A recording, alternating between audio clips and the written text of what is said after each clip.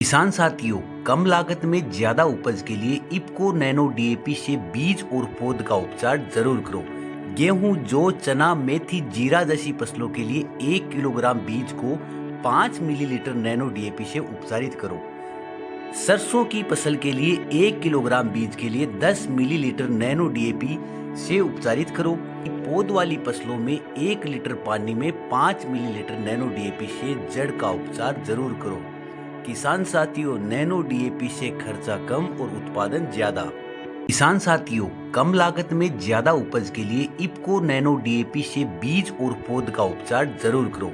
गेहूं, जौ, चना, मेथी, जीरा जैसी फसलों के लिए 1 किलोग्राम बीज को 5 मिलीलीटर नैनो डीएपी से उपचारित करो। सरसों की फसल के लिए 1 किलोग्राम बीज के लिए 10 मिलीलीटर नैनो डीएपी से उपचारित करो। पौध वाली फसलों में 1 लीटर पानी में 5 मिलीलीटर नैनो डीएपी से जड़ का उपचार जरूर करो। किसान साथियों, नैनो डीएपी से खर्चा कम और उत्पादन ज्यादा।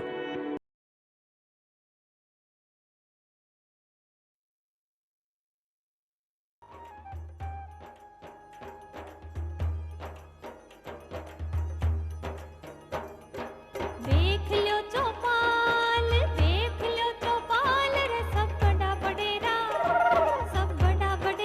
आओ जी, सब लोग लगाया आओ जी, टाबरिया ने सब लाओ जी।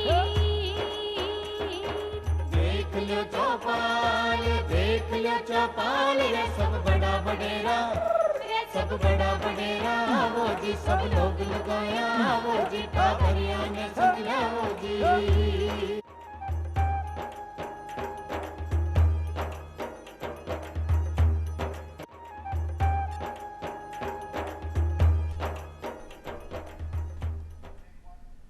चौपाल देखबा वाला सगला दर्शकों को कार्यक्रम में घणो घणो स्वागत।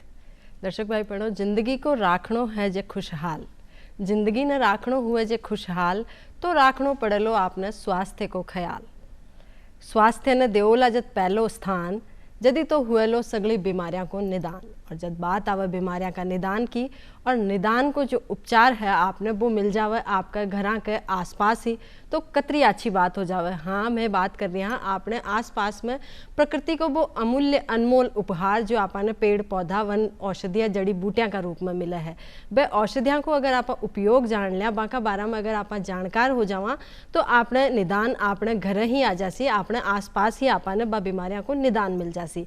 बस जरूरी है बा औषधियाँ की जानकारी हो वो, क्योंकि बिना जानकारी आपने खातर वे औषधियाँ बेकार है। तो आज की चौपाल में मैं थाके खातर ले रहा यहाँ जानकारियाँ वन औषधियाँ की। वन औषधियाँ कसी कसी हो सके है जहाँ को आप बीमारियाँ का माए निदान में वहाँ को उपचार का रूप में काम में ले सको हो। और आज की चौपाल में जानकारियाँ देवा की खातर अपनी साथ कार्यक्रम में पधार्या है वैद्य शंभूलाल जी शर्मा। कार्यक्रम में आपको घणो घणो स्वागत करूँ।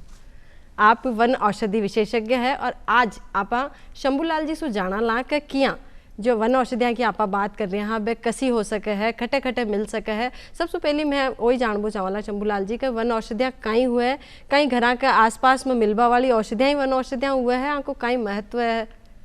जी, बहुत बहुत धन्यवाद। आपने प्रारंभ में बहुत अच्छा प्रश्न किया है कि वास्तव में वन औषधियाँ जो है हमारी सृष्टि से लेकर के आज तक, जब जैसे मनुष्य की या जीवों की उत्पत्ति हुई उसी समय सृष्टि ने सबसे पहले वन औषधियाँ उत्पन्न की।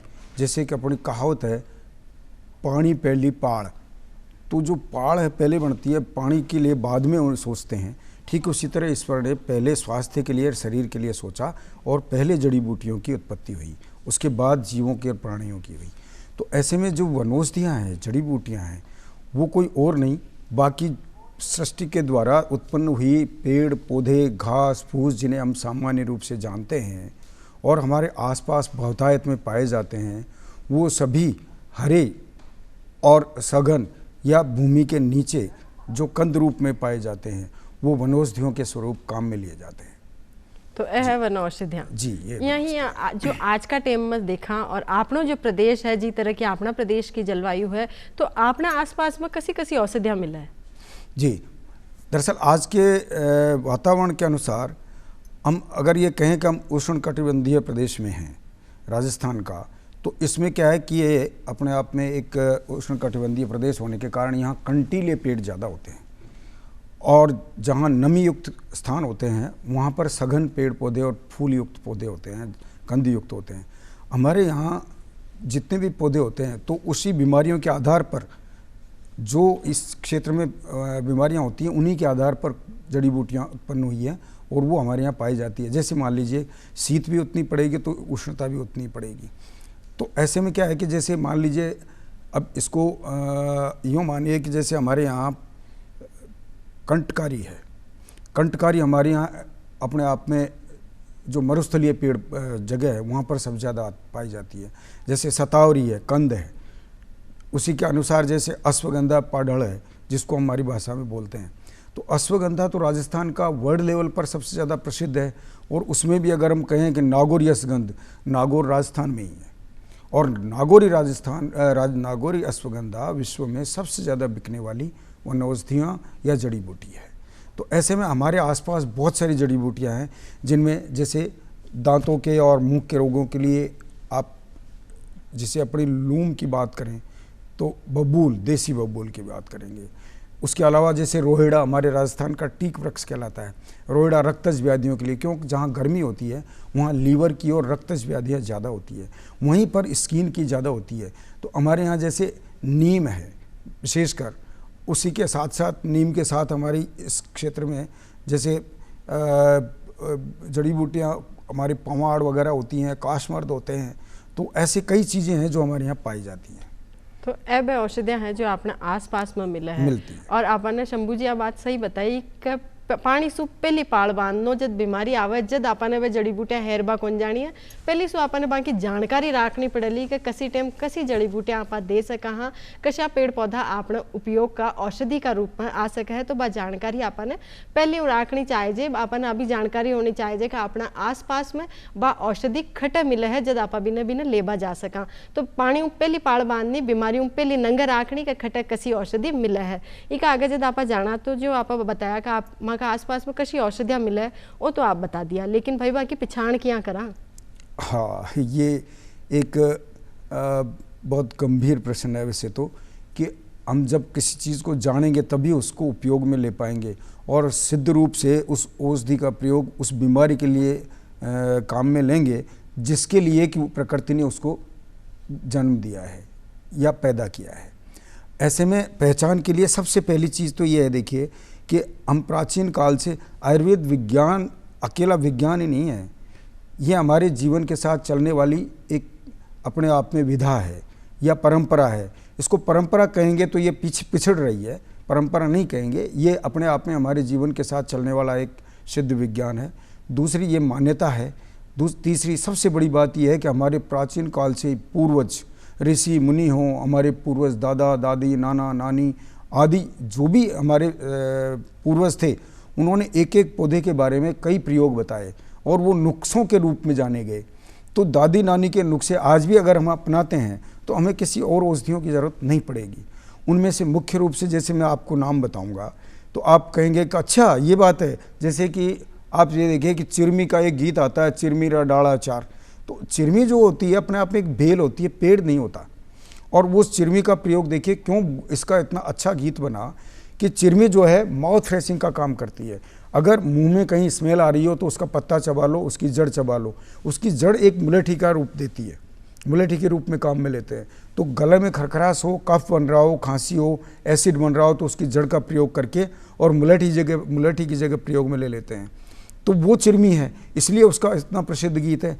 पान है, आजकल के बच्चे और लड़के और ये कई बार कुछ चीज़ खा लेते हैं, मुंह में स्मेल आना शुरू हो जाती है। वो स्मेल साफ़ होकर के और हमारा माउथ फ्रेशिंग हो जाता है। अब माउथ फ्रेशिंग के नाम पर खूब लूट चल रही है अभी, लेकिन वो अकेला एक पत्ता माउथ फ्रेश कर देता है। आपको ज़ोरदार प्यास लग रही है, हमारा मरुस्थल है जैसे मैंने बताया आपको, प्यास लग रही है और पानी कहीं नहीं मिल रहा, आप उसकी 2-4 पत्ती चबा लीजिए, आपकी प्यास का शमन हो जाएगा। यानी उसमें जो उष्णता शरीर के अंदर व्याप्त हो रही है उसको शमन करने की क्षमता उसके पत्तों में होती है। तो चिरमी है। एक नाम आपको अभी मैंने लिया था जैसे कि अश्वगंधा। आप जानते हैं अश्वगंधा का हमारी क्षेत्रीय भाषा में नाम है पाडड़। और पाडड़ जो नाम दादा नानी काका के यूज लेते आ रहे थे।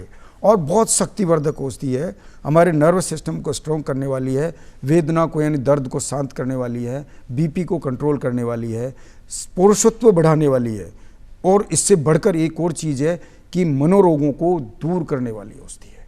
तो अब बताइए आप कि हमारे आसपास जो पहचान है उसको तो हम बड़ों के पास बैठते नहीं हैं, उनके बारे में कोई जानने की कोशिश नहीं करते, हम जड़ी बूटियों के बारे में कैसे जान पाएंगे। उसी के साथ एक बहुत बड़ी बात मैं बताऊं, जैसे कि जितने भी जंगल में पेड़ पौधे हैं या हमारे खेतों में है, हमारे डोड़ों पर है, हम रौंद करके चले जाते हैं, हमें उसकी पहचान नहीं होती कि वो कितना काम का है। उसमें एक बहुत बड़ी चीज़ बताऊं, वो है जैसे आंधी झाड़ा, ये इसको क्या बोलते हैं आप, अपामार्ग, लटजीरा, ऊंगा, चिरचिटा। अब ये इतनी बड़ी औषधि है जिसको काट करके हम फेंक देते हैं। अब इसको काट करके अगर हम फेंक देते हैं तो अब पहचान की तो इसकी ज़रूरत है ही नहीं ना कि ये क्या है। आप इसको मात्र एक फ़ोटो अगर आपने कभी पहले देख ली तो उसके आधार पर ही आप इसका प्रयोग कर लेंगे कि ये बताया था, ये है ऊंगा, चिरचिटा, लटजीरा। लटजीरा क्यों कि इसके जो बीज आते हैं वो इस तरह लट की तरह आते हैं और उल्टे होते हैं, तो ये एक कांटे के रूप में भी होता है, इसलिए इसका नाम जो है उल्टा कांटा लटजीरा इस तरह बोल दिया जाता है। जीरे जैसे इसके बीज हैं। तो ऐसे में क्या है कि इनका जो प्रयोग हम करने चाहेंगे तो पहले की कुछ जानकारी हमारे पास बड़ों के द्वारा होगी तो, या कहीं से सुनेंगे तो, या फिर सबसे बड़ी बात, कभी किसी आयुर्वेद वाले के पास अगर बैठते हैं, जाते हैं, वो एक आसपास की जड़ी बूटियों के क्षेत्रीय आधार पर जानता है।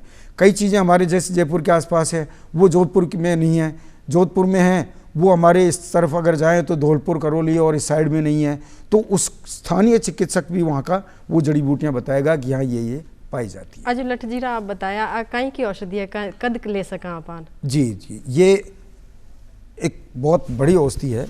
देखिए, अगर इसका नीचे से चले अपन जड़ से ही, तो इसके जड़ का प्रयोग आपको पुराने ज़माने में आपने सुना होगा कि एक वज्रदंती होती है, वो भी हमारे पास है। ये जैसे ये वज्रदंती है, अच्छा, इसके पीला फूल आ रहा है और इसका नाम ही वज्रदंती है।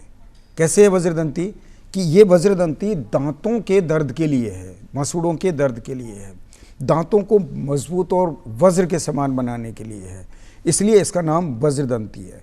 तो ये तो बहुत सारे काम करती है मसूड़ों के लिए, दांतों के लिए।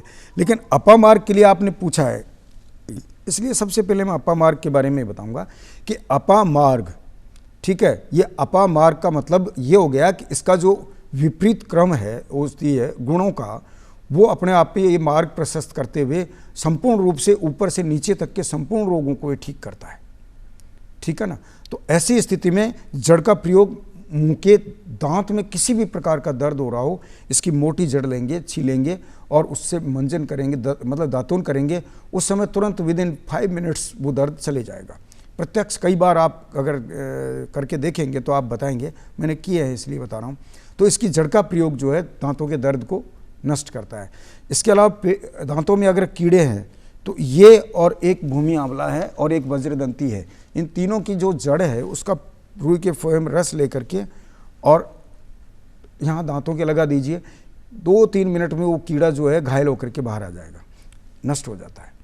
इसीलिए वज्रदंती का प्रयोग इसीलिए है कि ये बहुत ज़्यादा दांतों को मजबूत करने का मतलब उसके अंदर के जितनी विकृतियाँ होती हैं उनको दूर करती है, लेकिन दर्द को ये दूर करती है, कमजोरी को दूर ये करता है। उसके अतिरिक्त इसकी पत्तियाँ जो होती है वो हमारे शरीर की उष्णता को और ज्वर को नष्ट करती है, अपामार्ग की, मोटापे को कम करती है। मोटापे को कम करने के लिए पत्तियों का प्रयोग करें, उसके साथ साथ हम बीज का प्रयोग कर सकते हैं। जैसे बहुत ज़्यादा मेदोहर के लिए हमने इसके लड्डू बना करके देते हैं, इसका पाउडर बना के देते हैं। आपको आश्चर्य होगा कि इसका अगर एक बार कोई बीज का प्रयोग कर लेता है तो उसको लगभग 3 दिन तक 72 घंटे भूख नहीं लगती, अगर उसने इसकी पूरी मात्रा में भोजन कर लिया तो। आजकल तो इसकी पहले से कई प्रकार के जो लड्डू वगैरह और इसके पेस्ट वगैरह आने लग गए जो बाज़ार में बिकते हैं। तो उससे क्या होता है कि पहले आपने सुना होगा कि जो वहाँ जाते हैं स्पेस में उनको ट्यूब में भर करके कुछ दिया जाता है।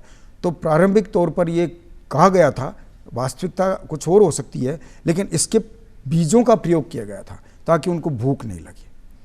तो ऐसे में ये क्षुधानाशक भी है, शरीर का क्षय नहीं होने देगा, भूख के क्षय के साथ शरीर में कमजोरी नहीं आने देगा, एनर्जी यों की त्यों बनाए रखेगा। तो ये ए एक सगली विशेषता है। पेड़ पौधा जड़ी बूटियां की आज आप बातें कराला थे सोच रही उसी ओ आज कहीं पूरो खरपतवार जंगल ले रहा है गया भाई ए जंगल खरपतवार को नहीं है ए बे औषधियां हैं जाका बारा में आज आप जाना ला अब बार आप जाने ही कि बज्रदंती आज तक आप बाजार में सोचता है कि अपना आसपास में कोने मिलो वो तो भी टूथपेस्ट में ही है जो फलानो टूथपेस्ट लिया जदि बज्रदंती सु अपना दांत वज्र की जिया मजबूत हो जासी तो वह वज्रदंती तो आपने कन्ने ही मिले बस उपयोग आपाने करनो पड़सी पिछाड़नो पड़सी भाई वो वज्रदंती का जो पौधो है वो है और इको उपयोग क्या करना है इसी साथ जो शुरू में आप बताया कि चिरमी पर अपना प्रदेश में इतना बढ़िया गीत बनेड़ो है तो भी चिरमी ना देखबो चावला में कहीं औषधियां का मायने है बा जी बिल्कुल चिरमी बिना है में इसमें। देखबो चावला जानबो चावला का कस्यो हुआ है चिरमी को पौधो बेल आप जो बता रिया हो।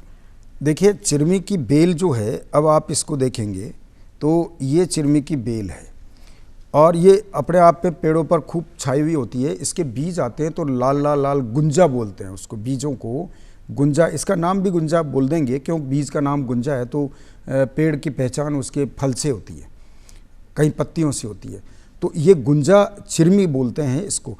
अब आप इसकी एक चीज़ देखेंगे कि मैं आपको इसका एक छोटा सा, ये आप चबाएं, मैं भी लेता हूँ, तो इसको आप चबाएंगे, इसमें क्या है कि इसका जो रस है वो मुख की रसस्रावी ग्रंथियाँ जितनी भी होती है उनको सक्रिय करता है और हमारे जो मुंह के अंदर किसी भी प्रकार के कोई विषाणु या कीटाणु हैं वो घायल होकर के पिघल जाएंगे, नष्ट हो जाएंगे या फिर घायल हो जाएंगे और उनको अगर आप बाहर निकालना चाहें तो निकालें, अंदर भी जाएंगे तो नुकसान नहीं करेंगे, आपके स्मेल को साफ कर देंगे मुखी को। बिल्कुल एक अलग ही फ्लेवर आ रही है, खट्टो मीठो सो जाना, बिल्कुल खट्टा मीठा सा, और स्वाद में तो है ही है लेकिन आप गुणों में देखिए आप कितना उत्तरोत्तर वृद्धि करता हुआ अंदर तक जाता है ये।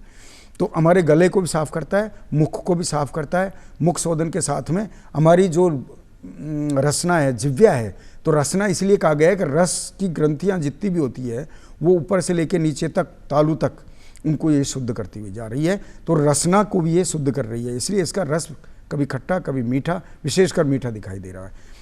तो ऐसे में ये एक चिरमी है। ओ ऐसा चिरमी को वो पौधो जी का गाना आप सुना करो कि चिरमी तो बाबो सारी लाडली, जो ओ वही चिरमी को पौधो है जी के ऊपर आप प्रदेश में गीत गावा हाँ और गीत सुना हाँ। एक ही साथ साथ जो आप बात कर रही हैं आज सगले औषधियां का बारे में जाना ला, लेकिन एक ही साथ पहले आप वो जान लिया कि जो भी औषधियां आप काम में लेवा, जो भी दवायां आप औषधियां का रूप में काम में लेवा, बिसु पहली कहीं चिकित्सक की सलाह जरूरी है।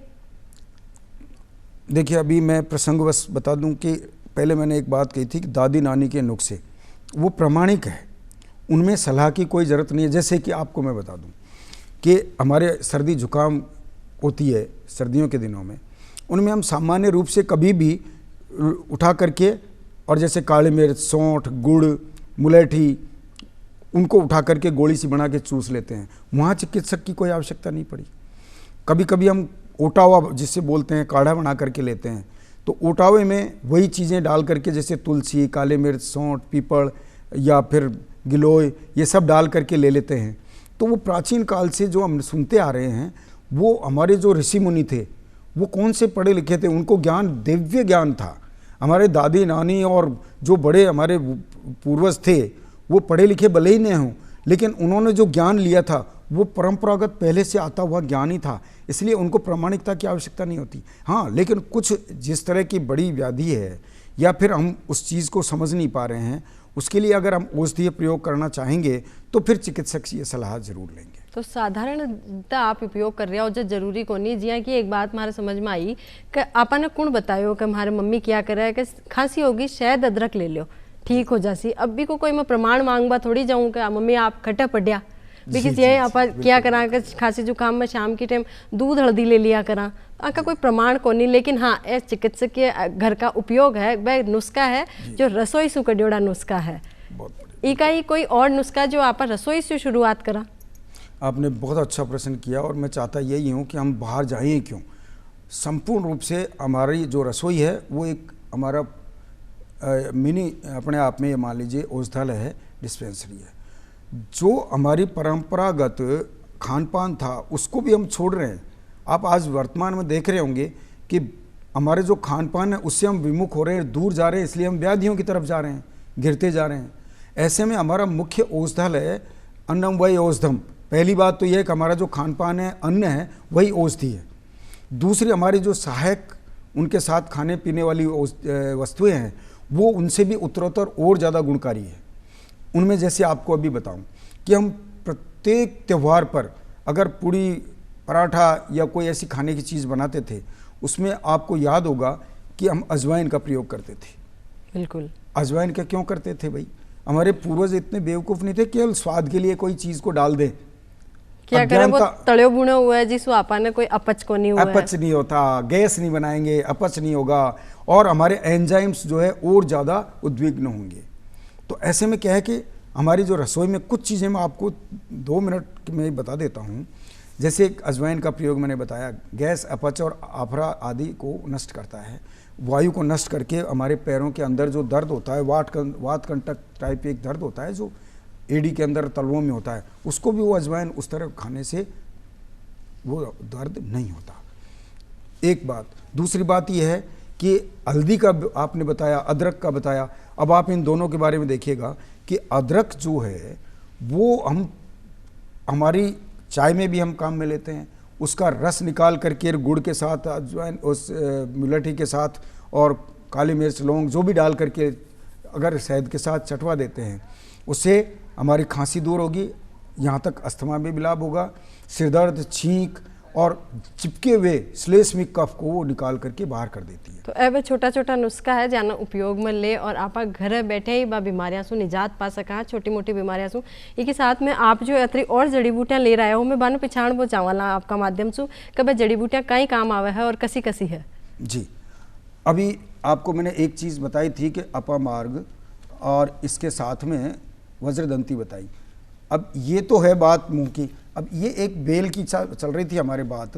अब इसमें एक बेल आपने अभी कहा था कि सिर के लिए, बालों के लिए, आदि के लिए, ये एक बेल है और ये आप अगर काम में लेते हैं। सब्जी खाई खूब आपने, परवल, पटोल। जी बिल्कुल, परमल की सब्जी खाई। परमल की सब्जी खाई है। अब परमल में भी आपको 2 मिलते हैं, एक तो जंगली परवल होता है और एक हमारे यहाँ का जो हम तैयार करके खेती में काम में लेते हैं, वो सब्जियों में लेते हैं, वो कड़वा होता है। तो कटु परवल जो होता है, जंगली होता है, उसकी ये बेल है और उसकी बेल के एक सफ़ेद फूल और आता है जो अगर आप उसको देखेंगे तो ये देखिए आप, ये जो सफ़ेद फूल है ये उसमें भी ऐसा ही आता है, जंगल में भी, जंगली में भी ऐसा ही आता है। तो ये जो कटु परवल है इसका ज्वरनाशक भी है, ये बुखार को भी उतारता है, पटोलादिक्वात आता है इसका, शुगर में भी ये काम में लेते हैं, दाह में भी काम में लेते हैं। लेकिन अगर आप इसका प्रयोग पूरे के पूरे पत्तों सहित इसको पीस करके रस निकाल करके और मुल्तानी मिट्टी या फिर सीधे रस का प्रयोग आप सिर में, बालों पर करते हैं तो ये झड़ते हुए बालों को रोकता है, बालों की वृद्धि करता है। उसके अतिरिक्त कालापन लाएगा ही लाएगा, लेकिन इसकी जड़ को मजबूत करके और थिकनेस को दूर करके मोटे अपने आप में लंबाई के साथ मजबूती प्रदान करता है। ये एक पटोल है, परवल है, कड़वा जो जंगली है। इसका एक और प्रयोग है जो बहुत बढ़िया है कि इसका अगर हम सुखा करके पाउडर के बेस पर लेते हैं तो हमारा जो बढ़ा हुआ लीवर है, आँखों के अंदर जो चंचनाहट और जलन सी होती है, उसको भी ये दूर करता है। उसके अलावा एक बड़ी चीज़ ये देखिए आप, इसी तरह का है कि ये पत्थर चट्टा है, हम खूब जानते हैं। हाँ। ठीक है। अब इसके प्रयोग क्या क्या है, ये रक्त रोधक भी है, ब्लडिंग कहीं से भी होती है, वही विशेषकर अगर यूरिनरी और स्टूल से निकलता है उसको रोकती है, पथरी के कारण हो या पाइल्स के कारण हो उसको भी रोकता है। उसके अलावा सबसे ज़्यादा इसका कार्य होता है पथरी में, मूत्र विकारों में, जैसे यूरिन में बहुत ज़्यादा गर्मी आ रही है, जलन आ रही है, इसके 2 पत्तों का रस लेकर के मिश्री मिला करके पी लीजिए, तुरंत जलन दूर होगी। पथरी में नियमित रूप से 2 पत्ते का या 5 पत्ते का रस ले सकते हैं अधिकतम, उसमें थोड़ी सी मिश्री मिलाएंगे, इसमें थोड़ा सा सेंधा नमक या यवक्षार बाजार में आता है उसको डाल करके 2 चुटकी और अगर लेते हैं तो ये 15 से या 20 दिन में अगर कोई 7 mm 5 mm तक की पथरी है तो उसको ही निकाल देता है। एक नाम से ये लिए पत्थर चट्टो, कभी आपकी जो पथरी है बिना चट कर जाए लो, एक खातर ये को नाम है पत्थर चट्टा। बिल्कुल साहब, ये है। बाकी मूत्र रोगों में भी है, शरीर की उष्णता के लिए भी है, उनके लिए प्रयोग में लेते हैं। एक बड़ी चीज़ आपके साथ, इसी के साथ जुड़ी हुई चीज़ बता देता हूँ, इसका प्रयोग हमारे यहाँ खूब करते हैं और इसको लोग खूब जानते भी हैं। आंवला जैसे जानते हैं वैसे आंवले का पेड़ होता है बड़ा, वो आंवले पैदा करके और हमें कोई कई चीज़ें बनाने के देता है, त्रिफला भी उसी का बनता है। लेकिन ये भूमि आंवला है, ये अधिकतम 1.5 फीट से 2 फीट तक ऊंचाई में ज़मीन में रहता है, इसलिए इसका नाम भूमि आंवला है। तो इसके क्या है कि पत्तों के पीछे आप अगर देखेंगे गौर से तो इसके बीज लगे हुए होते हैं। ये जैसे बीज छोटे बीज दिख रहे हैं इसमें, तो ये पत्तों के नीचे बीज जैसे आंवले के आते हैं वैसे इसके आते हैं।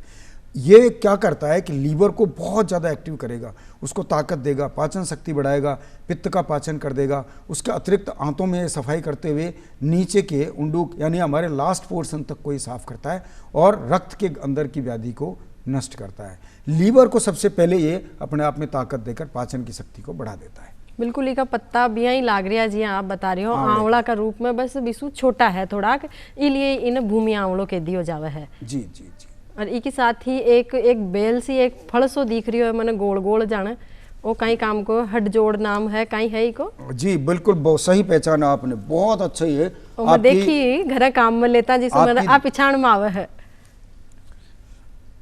आपकी खोजी दृष्टि है ये, मैं मानता हूँ कि आपने इसको बहुत अच्छा पहचाना है।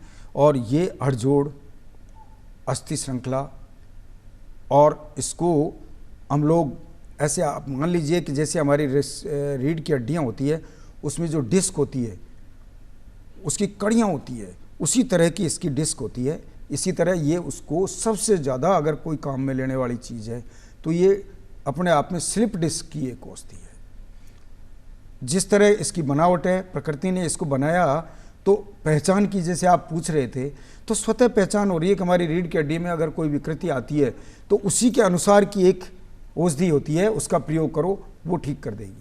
तो ए औषधियाँ हैं जहाँ बारे में आप जाने, वास्तव में आज आप जाने शंभूलाल जी जब आपने बताया ये सगली औषधियाँ तो अपने आसपास ही मिले हैं, लेकिन बस आपने जानकारी को अभाव है, बाने पिछाड़वा को अभाव है। तो भी जानकारी ने अगर आप कर लिया, आप अगर बाका जानकार हो जावा तो आप छोटी मोटी बीमारियाँ, छोटी मोटी व्याधियाँ तो आप खुद ही सुलटा सका हाँ, घर ही बाने निपटा सका हाँ। बस आपने जानकार रहना चाहिए। तो आप कार्यक्रम में पधारिया शंभूलाल जी, मैंने इतनी अच्छी जानकारियाँ दी, औषधियाँ ने पिछाड़बो आप बताया, भी की खातर आपको आभार।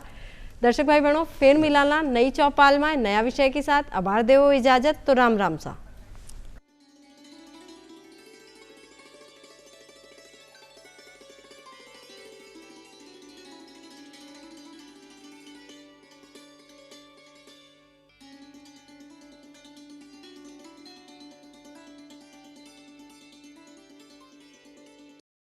किसान साथियों, कम लागत में ज्यादा उपज के लिए इप्को नैनो डीएपी से बीज और पौध का उपचार जरूर करो। गेहूं, जौ, चना, मेथी, जीरा जैसी फसलों के लिए 1 किलोग्राम बीज को 5 मिलीलीटर नैनो डीएपी से उपचारित करो।